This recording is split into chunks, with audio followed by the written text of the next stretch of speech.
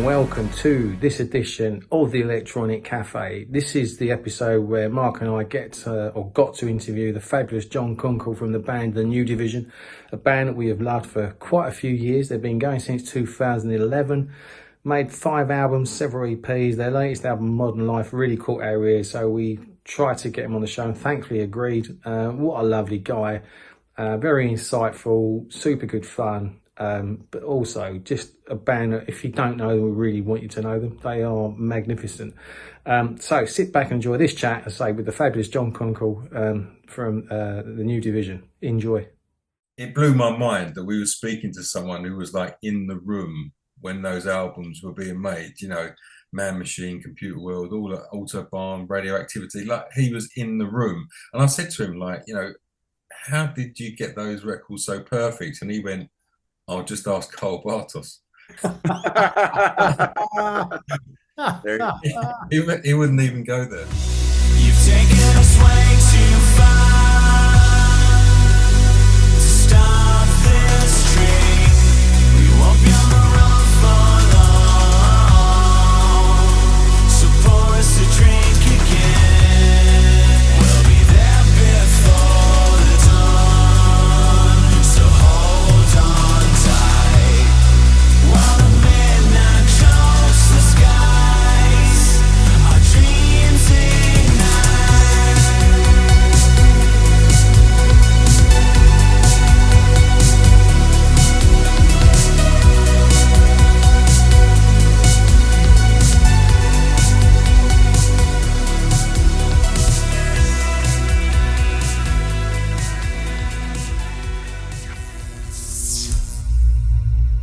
Hey everyone, welcome to another awesome interview edition of the Electronic Cafe. Today we are joined by the rather fabulous John Kunkel from one of our favourite new bands, The New Division. This is a band that's been making Mark and my ears happy for some years. John, welcome to Electronic Cafe, my friend. It's so good to get you here. Thank you. It's super exciting to be here, and I appreciate y'all taking the time to, have a chat. Yeah, looking forward to it. And mate, congrats on the latest album, Modern Life. You know, you seem to be a master at making stunning soundscapes and just very catchy songs. You must be really pleased with it. Yeah, I've been really excited about getting this album out for a long time, and I really didn't know what kind of album I wanted it to be. And over the course of the pandemic, a lot of those songs were written, and it just sort of came together somehow. And now I'm already on the next album, trying to write that, and I feel like I never take a break, but actually I've been trying to take a little bit of time off right now just so I can kind of take stock of what's come out of this album and sort of see what fans are saying and stuff, which has been really positive. Yeah, obviously you're saying about the output. I mean, it's his album number 5. I remember hearing Shadows for the first time, 2011, is that right? Yeah. And you've done a few EPs, so you've got quite the back catalogue now. So are you kind of planning to come over here or to Europe at some point in the future? And so, yeah, because I know that our audience would love to see you live. Yeah, it's definitely something that we're always talking about and wanting to do. And logistically, sometimes some years are easier than others to make that happen. Sure. We've done Europe a couple of times, but never London or anywhere in the UK, to be honest. And from what I've heard from a lot of my friends that have gone out there, it does become quite complicated to go and just play a show out there. You got to apply and you got to do all this kind of stuff. Really? Yeah. And it's the same for bands in the UK coming to the States. They also have a lot of problems getting over here. I remember, I think Empathy Test, they were having a few issues trying to come out here with visas and stuff. So there's this weird relationship between the US and the UK where if you're doing music, they just try to make your life really complicated, Oh, well, that's a shame. We spoke to Martin Ware, Heaven 17. We spoke to him a couple of times, but the second time we spoke to him, they toured the US for the first time this year. Was it this year? It's last year, 40 years. First time in 40 So the years. first time they played the US, but they were saying that logistically, having a hub and playing all the places and basically traveling with their gear and what they needed to do, logistically, it was like a bit of a nightmare. It wasn't really easy for them to do. And that's a band the size of, Heaven 17. Yeah, it's definitely not easy. And to go to Europe and play, it's super easy. You don't even need a visa. You just get off the plane, go through TSA or the customs, and you're able to go and play wherever you want. No sort of qualms. But whatever the whatever the issue is with immigration and all that between US and UK, I think they actively make it to where it's not only difficult for artists and musicians, but just people in general to vacation. I've had a lot of people tell me from the UK that it's really hard for them to come out to the States if they don't have like a specific reason. And I think it's because maybe they think they're going to just come here and stay or something. I don't know, but that's a thread that I've heard from a lot of people. It's a dream to come out and play there. I mean, obviously I'm one of the biggest UK music fans out there. All of my favorite bands growing up were from either Manchester, London, or some other part. And so I have my musical roots there, so to speak, and to have gone this long without being able to play a show out there is pretty crazy. So we're going to try to make it happen one day, and it may take time, it may be quicker, but we'll definitely get out there at some point. So when I'm in town, I'll try to stay away.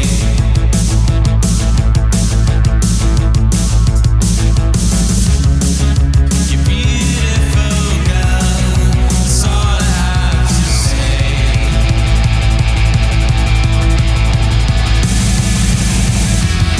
So tonight, we'll try to stay away. What were the UK bands and that kind of you really got into as a younger guy? Yeah, so probably one of the first bands that I got into from the UK were the Beatles. When I was 13, I was growing up in Uruguay, and it was hard to come by records and stuff like that. But a friend of mine had a bunch of bootleg Beatles records and stuff, so I went and got them from him. And then from there, it turned into Oasis. I got really into the whole Britpop thing, literally learned how to play leads and guitar through just mimicking whatever Noel Gallagher was doing. I learned a lot of songwriting from them too, just really studied the way they wrote songs, and well, mainly Noel, obviously, but and then from there I went to Blur. I went to post-punk music. So the Chameleons were one of the first bands that I got into, and then obviously Joy Division, Bauhaus. Then there was also like a weird shoegazy crossover for me. So I was listening to like My Bloody Valentine and the Jesus and Mary Chain. And all of that just sort of ended up developing my palette for this very specific sound that at the time in America anyways, I didn't really find that many bands interesting. There was a lot of hardcore music going on in the States, hardcore punk, and just more, I don't know. I think in the States, what happens is music changes so rapidly that if there is a band that has a sound that you like, they may not last that cycle of popularity. So you really have to dig a lot deeper, I think, out there in the States, out here, I should say. But in the UK, there's just sort of like this continual thread of this sonic palette that I just really resonated with, that I think in the States, bands are usually trying to chase after, the chart topping records, right? So everyone starts kind of sounding similar. Yeah, it's interesting. All those bands you mentioned are all quite different, but actually, as you were saying that, I'm thinking, you can start hearing where all those influences in your stuff.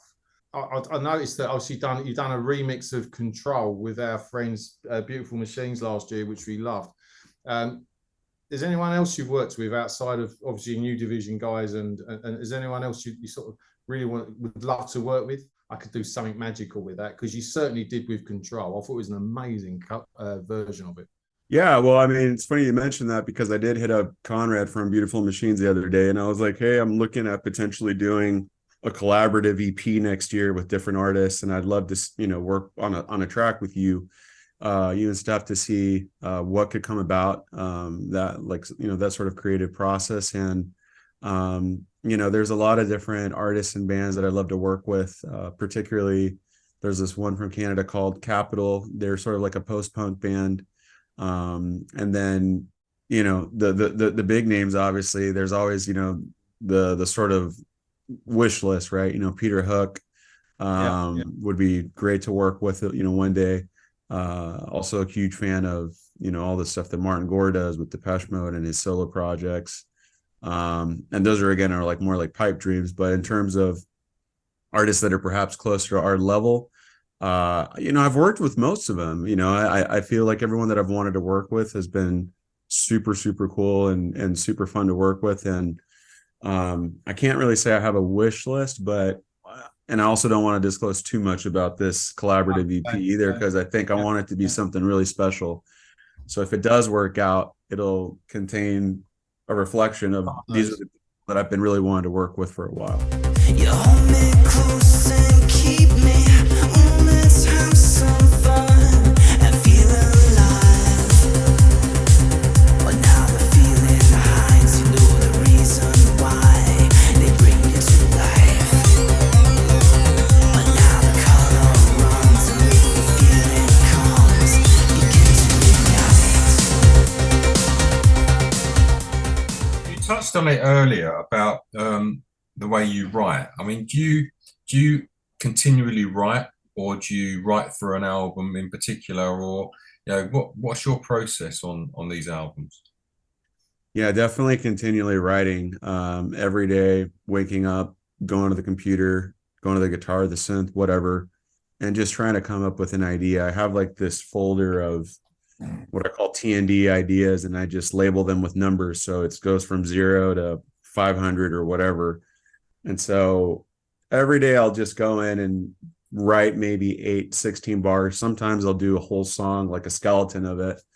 And if I feel that there's something good there, then I'll go back the next day and maybe keep working on it. But the way I like to approach it is sort of like a brain dump daily of just ideas. I don't like to stay on the same song and work on that for a whole month, unless I'm like preparing that for an album. I really like the novelty of just spilling out creative ideas every day. And then if there's a body of work out of those ideas that makes sense as an EP or an album or what have you, then I'll go in and start focusing for 3 or 4 months just on those songs to really craft them and get them to a place where I feel like they're ready to be released. And that's usually the stage as well, where I invite other people to come in and add their parts. A good collaborator of mine is FJ DeSanta, who has his own project called Trade Secrets. And that's sort of like a collective, because it's me, FJ, this other guy, Bob, who plays bass, or Charles, as we call him as well,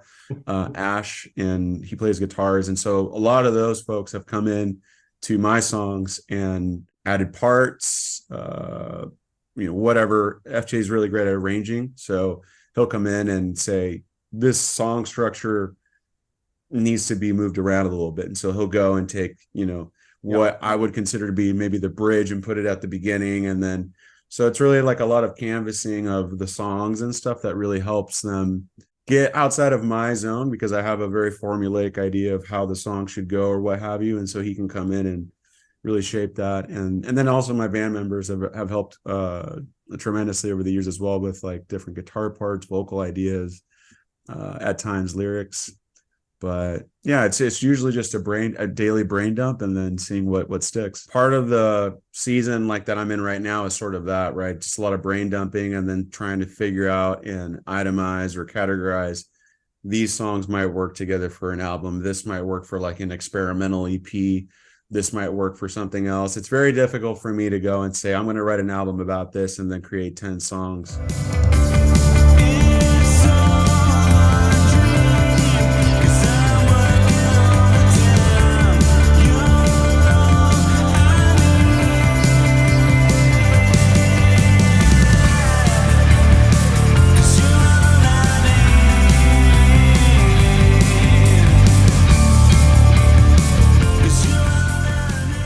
Most days when I sit down and write, I really don't like anything. I'll just make ideas and I think these are all, terrible.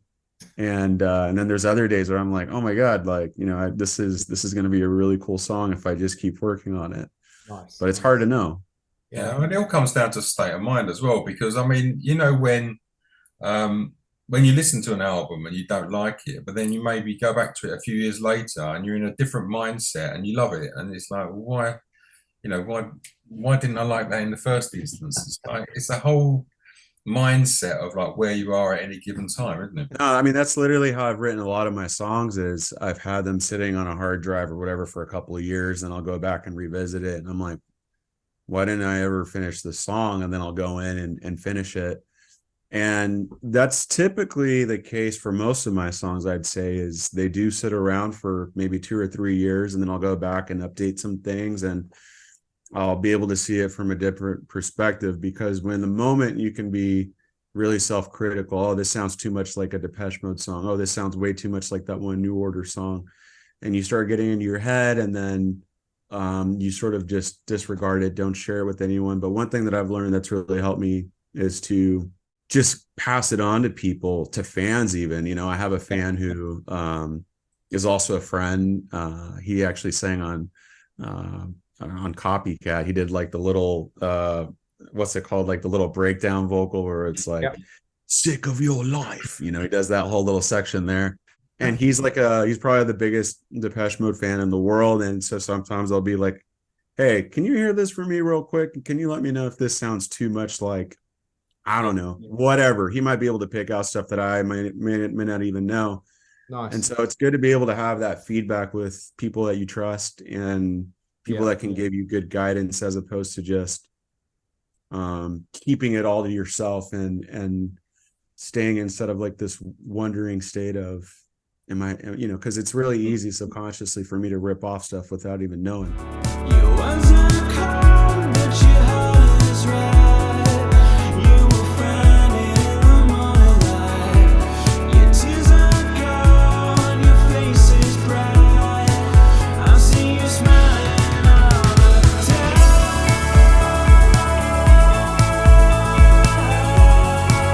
I see you smiling in my mind. Mate, stepping aside from the music you actually do, tell us about your sound designer work, because I read like you develop custom synth patches, you know. So for the uninitiated, what is that all? What is all that? So people that don't know that can get it, because it sounded fascinating.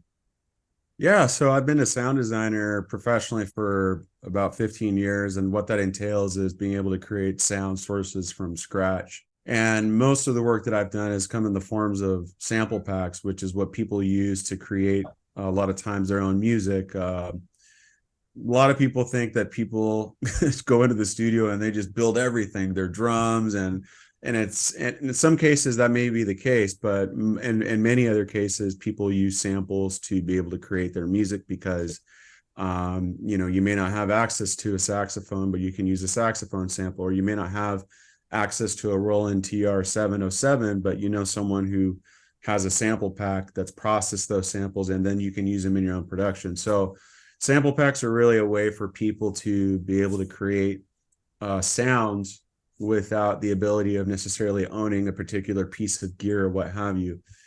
As far as what I've been working on, it's really just a lot of different synth patches for various VSTs and hardware synths. So I've created a number of thousands and thousands of synth pads, synth basses, synth, even drums, whatever, for different companies over the years.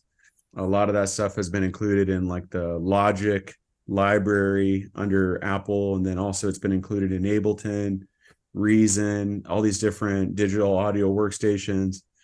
And I the reason why I like that work so much is because it's really granular, and you really get to sort of create your own sonic identity. When you learn how to control these synths, you can really shape what you hear and what you want it to sound like, as opposed to just using the factory presets that may come with like a Juno 106 or.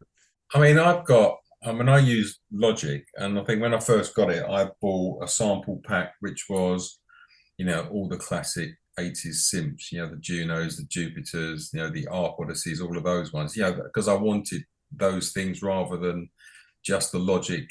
I mean, there's one last week, I think it was like Trevor Horn's done one, which was all the classic ZTT sort of like, you know, Psalm West, Frankie, you know, recognizable stabs and everything. JJ Jezek of Art of Noise, he's done one as well. I mean, you can get that custom sound direct from, you know, the producers, the engineers now. I mean, it's a fascinating thing to have in your little box of tricks.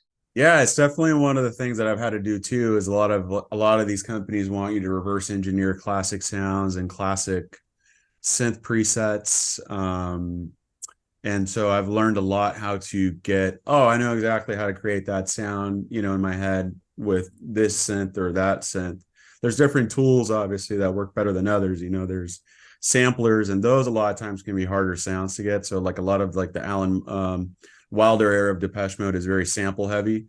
So they're using things like the emulator and the M1 and all these different keyboards, but those sounds are different because a lot of them were created by themselves, right? They went in and would go into a factory and sample shouts or them banging on, pipes or whatever. And then he would go in, sample that into the emulator, and then you'd hear a lot of those sounds on the record. So that stuff is a little harder to do. But if you hear stuff that's more of like a synthesizer, more analog, that's typically a lot easier to be able to reverse engineer because, oh, it's this oscillator plus that oscillator equals this filter or that resonance. And so you sort of learn these different techniques. And a good friend of mine, Michael Oakley, is really an expert as well as at getting those classic 80s sounds that you hear from like the Junos and stuff. And so we always swap different ideas and hey, check out how I made this sound right here, My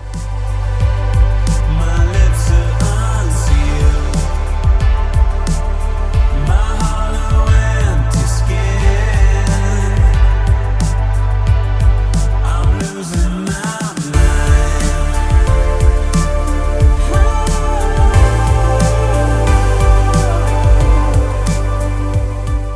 I was going to ask if you use hardware or software, but looking behind you, there's a lot of hardware stuff there. Yeah. But as a rule, is it mix and match? You use both? I prefer to start with software because it's easier to write in the MIDI and you have the control right there. And the way I see hardware is really more of like an added bonus. If I were to only do hardware, it would take me 4 times the amount of, it would take me 4 times as long to make the same song because you have to route things a certain way. You have to, manually sometimes go in and shape the sounds. And so what I like to do is I like to lay out everything with inside of the DAW with VSTs, virtual synth instruments. And from there, if I'm like, okay, I think this bass could really sound great with the Prophet 5, then I'll go ahead and basically essentially send that MIDI signal to the Prophet and then record it.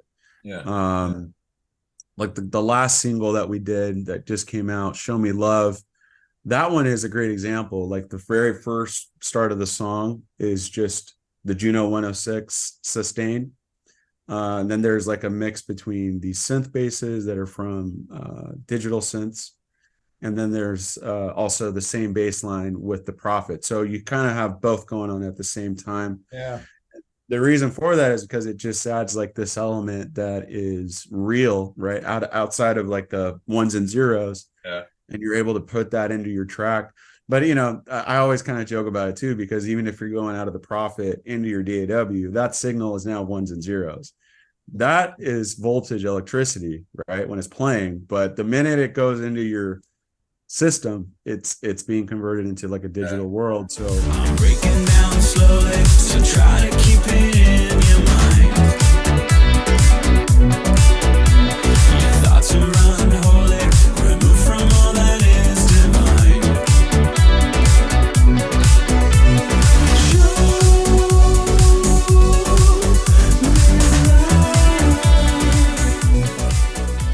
You've obviously got a lot of stuff with the drums and the bass lines and stuff which are quantized and which are kind of like on the beat, but then you've got to have the lushness and the other strings like played manually over the top that gives it that there's a slight degree of error to putting those songs on top of it, but it gives it the human feel rather than everything being so metronomic and rigid. Yeah, and that's one of the reasons why I like listening to a lot of electronic music from the 80s, especially when you listen to Kraftwerk, New Order. You really, those are, especially, I mentioned them more so than maybe someone like Depeche Mode because they kind of had those rhythmic, dancier tracks where you can kind of hear sometimes the synths are getting a little too fast or a little, they're not always like perfectly synced because the way they recorded these songs was completely different from it being so quantized and all this kind of stuff. You know, they had like maybe their clocks or whatever, but sometimes they would have to go in and like line them up, and they wouldn't always get it perfect, but that also gave it its charm. There's a really good 70s record by Patrick Cowley. Oh God, Yeah, so you hear those and you really hear how the synths just really, you can't get that sound from a VST, you know. Didn't he do the famous remix of the Donna The Summer, Donna I Summer? Feel Love? yeah. He did the 15-minute remix of it, didn't he? Yeah, he did. And I think when I hear records like that, that's when I'm reminded of, oh, okay, that's really what makes analog and gear like that really cool. It's like if you listen to the early OMD stuff, you know, Electricity or Enola Gay, a lot of those lines weren't sequenced; they were played, and you can tell. And Depeche Mode, Dreaming of Me. If you listen to the fade out of that, you hear it go drastically out of time where they carried on going, but they thought the song had ended and they like relaxed a bit, and that drifts out of time. But on the flip side of that, you've got Kraftwerk that was putting absolutely perfectly synchronized synths down in the mid-70s, before computers, before MIDI, before quantization, and you listen to those songs and they're absolutely perfect.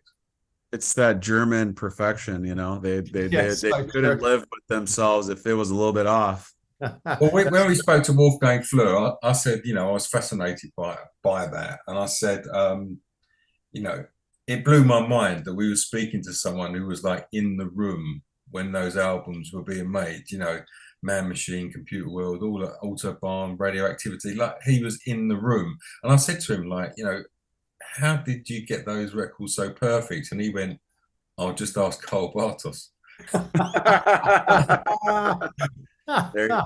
he wouldn't even go there.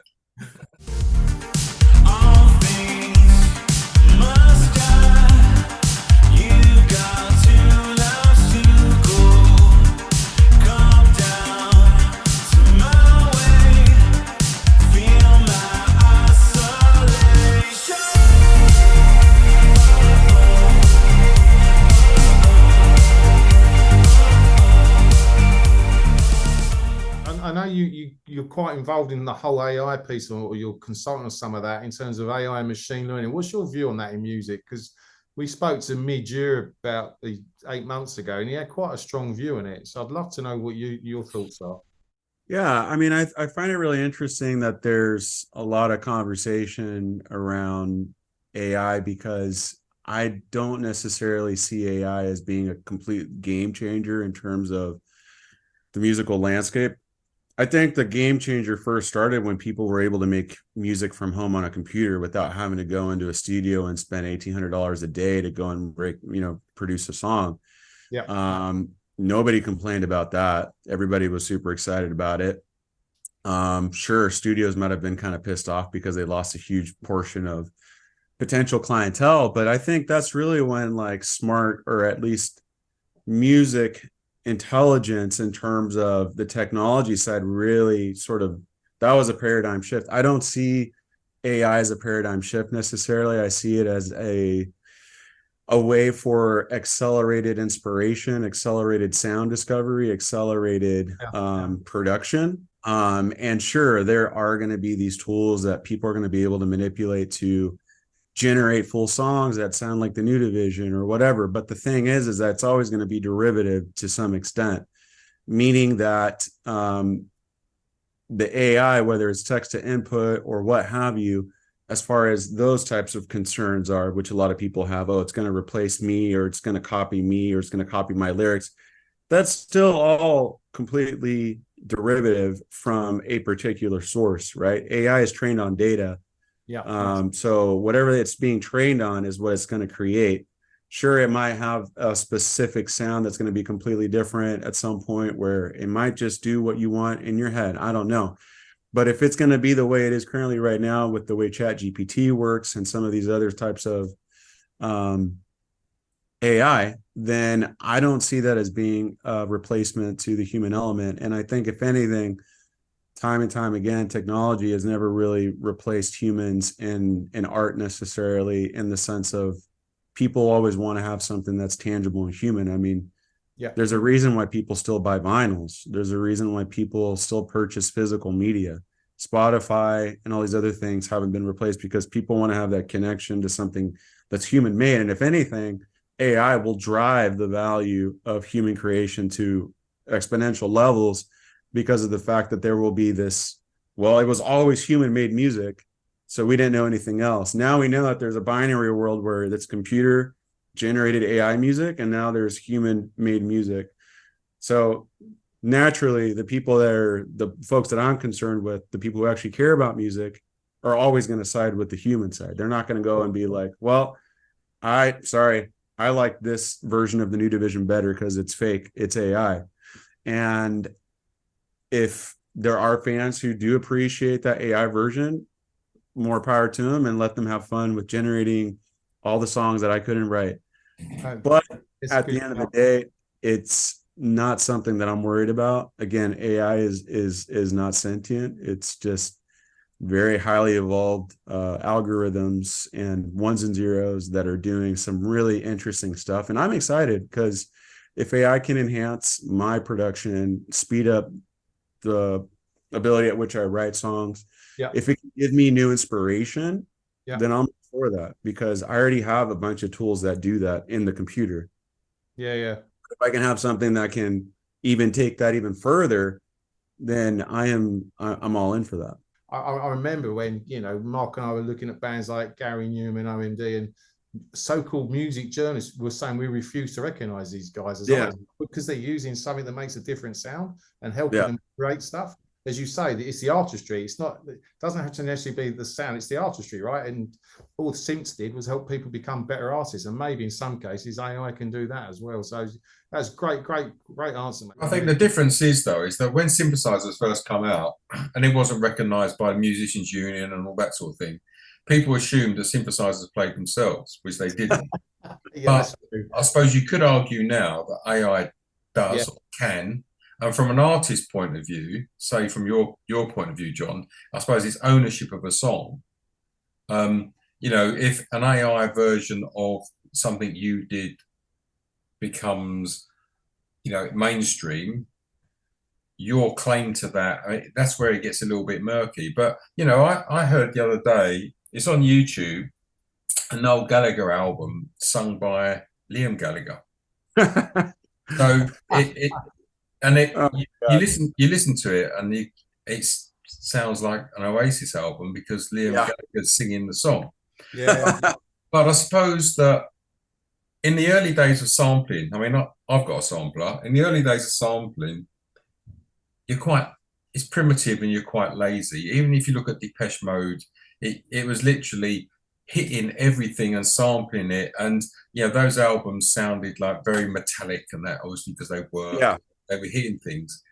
And then, you know, the art of sampling has become cleverer now, and it's not so recognizable, and it's used in a subtle way. And I guess in the early days of AI, it's probably quite clumsy that you get Liam Gallagher to sing a Noel Gallagher song. I mean, that's kind of like, I wonder what we can do with AI. But in years to come, I guess it will become just more streamlined, more faster, more better, and used better.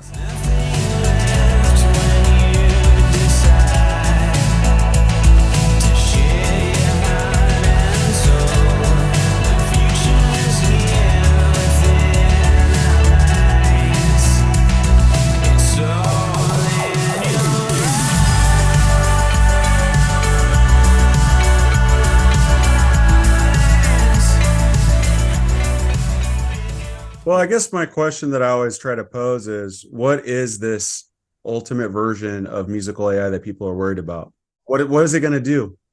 It's going to create probably the exact same thing that you can do, but with text to input. So you type in a stream, hey, make me a song like the New Division's Copycat, but change the chords like this. Okay. Now you just created a generative AI that doesn't have any stems, You can't get the vocalist to change the words potentially. And let's say it does have all those features. Oh, actually, I want to change the lyrics a little bit. Oh, I want to do this or that. Oh, I want to do that. So you're creating a song that you're essentially not going to have the parts for, or if you're going to perform it one day, like, are you going to sing it? Is that your voice? Okay, no, I just want the music. I don't want the vocals. Okay, so you just created a whole song. And now, you're able to sing over it and do whatever you want. I mean, look, if you're an artist and you can live with that, then that says a lot about you as a person. I think that the morality behind it is going to be subject to whoever is doing it. And the thing is that music doesn't have a lack of people who are in it just to make money. There's a lot of people in music that don't do it because they actually love music.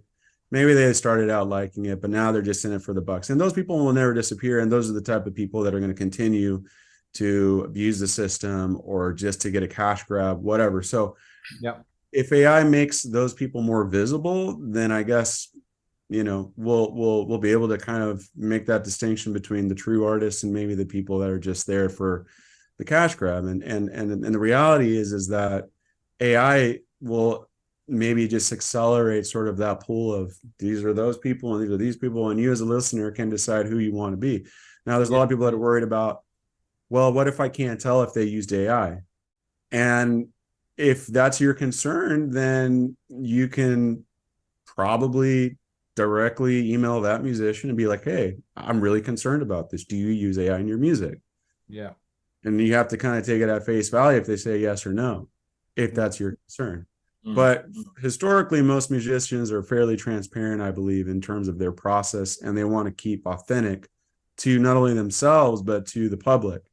And so if that's the concern for people, then, I would just suggest, I respond to every email people send me, whether it's a fan, whatever. I respond to everything. So people want to ask me if I do, I can say, sure, I might use it in this capacity if I do. Which I really haven't to this point, because I personally don't find it exciting to use generative AI to create music. Sure. But do you want Liam Gallagher to sing one of your songs?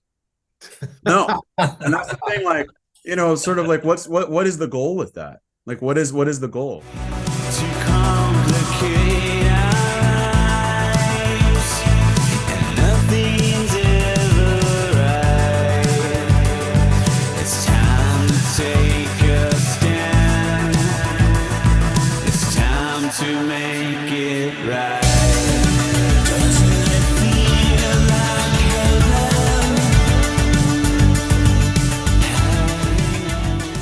This isn't the same as acting, where they're going to be using your voice on the next Star Wars for the next 50 years. That's a different concern. And I think that separation is a lot more serious than with music, because music is traditionally, going to be consumed from, being able to hear an artist that you like versus an actor playing a character. And that can be applied to multiple different worlds, right? So there's a difference of identity there.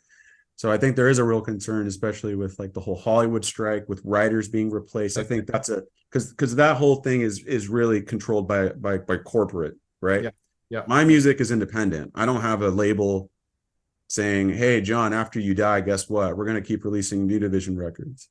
Now, there might be an individual out there who might try to do that. But I think everyone's going to know, like, hey, that's not John. So what's going on, Yeah. Well answered, mate. Really well answered. 'Cause you're honest all the time.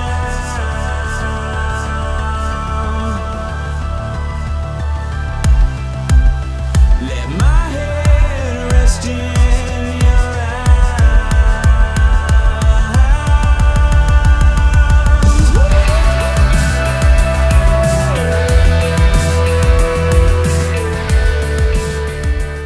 One of the things we like our guests to talk about, because we promote new music. Is there any new bands or acts or artists that have caught your ears in the last year or so that you've gone, yeah, I like those guys or that person? Or I think there's always, it's crazy because my release radar, as I'm checking it out right now, just always has like so many good bands and new songs that I'm kind of like falling in love with. But Probably the band that I'm most excited about right now is this one from Japan called Test Set. They were part of this other group called Meta 5, which I believe incorporated one of the musicians from Yellow Magic Orchestra. The reason why I like them so much is because they incorporate sort of like this Duran Duran slash Frankie Goes to Hollywood kind of vibe to it, and they sing in English, which is really appealing to me as an English speaker. So Yes.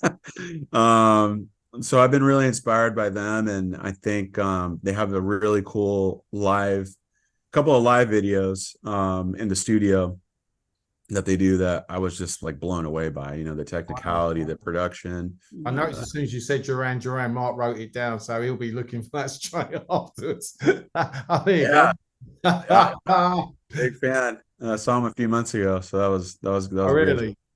Yeah, it was awesome. Have you heard the Dance Macabre song? Yeah, I did. I heard it like 2 days ago. What do you think? I thought it was great. I mean, it definitely kind of was not what I was expecting in terms of, but, and from what I read, that whole record is like a cover album, right? Yeah. Okay. Yeah. I think there's like 2 new songs in it, Mark. You'd know, is it? There's a couple of new songs, and I think they've re-recorded like some of their songs. I think they've got Secret October on there, Night Boat on there, and Here's Psycho Killer. yeah, they got Susie and the Banshees songs on there. So I mean, I think it's a mixed match. I mean, their previous covers album, Thank You, didn't really go down too well amongst people. So it'd be interesting to hear this album. I mean, you've got a bit of Warren Cucurullo on it, a bit of Andy Taylor back on it. So I mean, I'm hoping that there's some good stuff on there.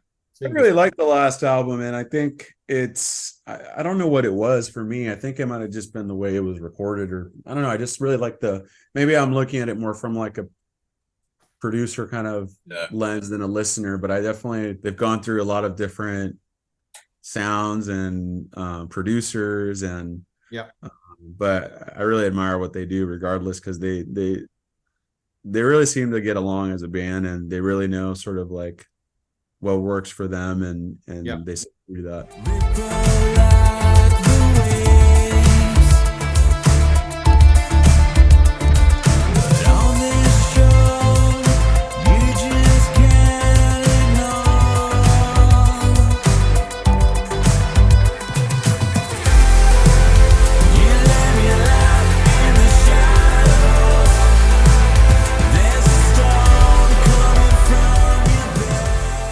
Here's the $1 million question. So your desert island disc, you're allowed to take one piece of vinyl to somewhere. What would it be? I always love asking this question, because me and Mark always have a chat about what we think it's going to be, and we've never got it right.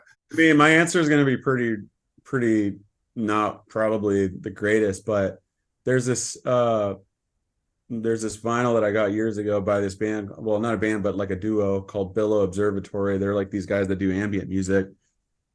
Wow. And this album that they have is one that I played probably every day for 4 years when I'd wake up in the morning and just hear it from start to finish. But it was really just like a great background album. And so I think if I was on an island by myself and I needed to feel somewhat sane, I think that would be the album that would help me get through being alone, and it would make me feel like, okay, I'm ready to die now, because this is like the music that I could imagine me dying to.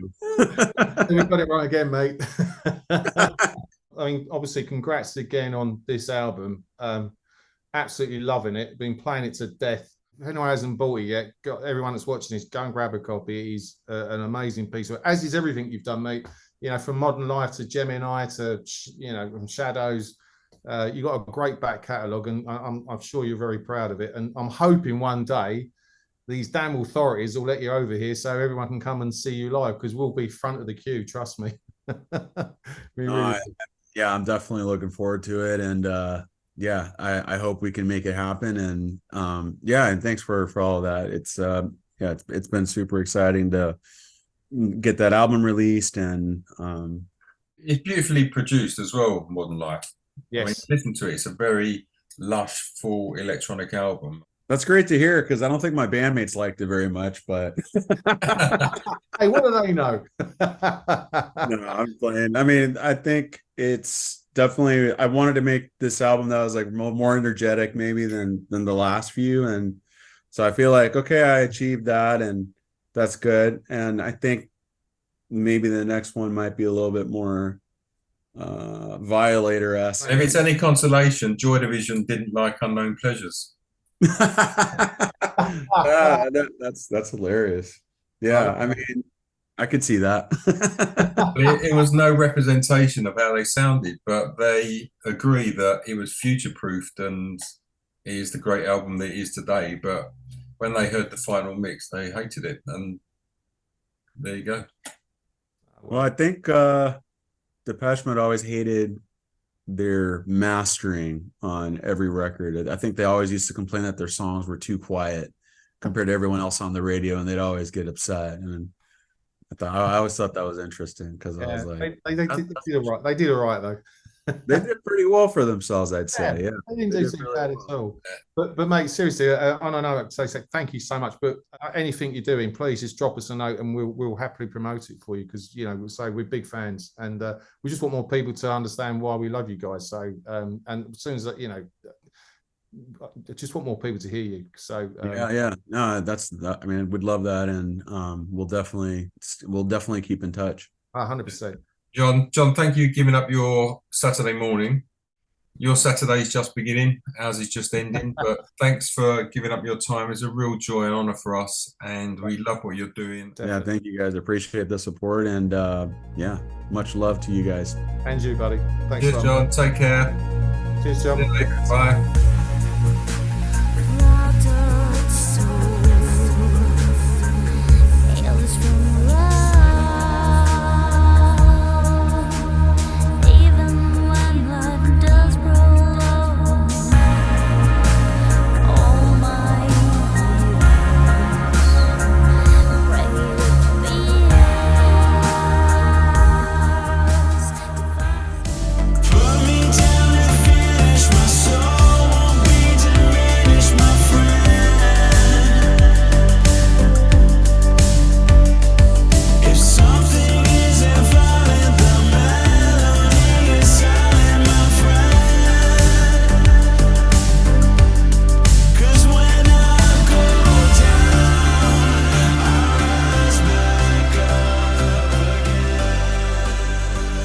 So that's it for this particular episode of the Electronic Cafe. I really hope you enjoyed our conversation with rather fabulous John Kunkel. John, thank you, mate, for coming on the show. We love the band New Division.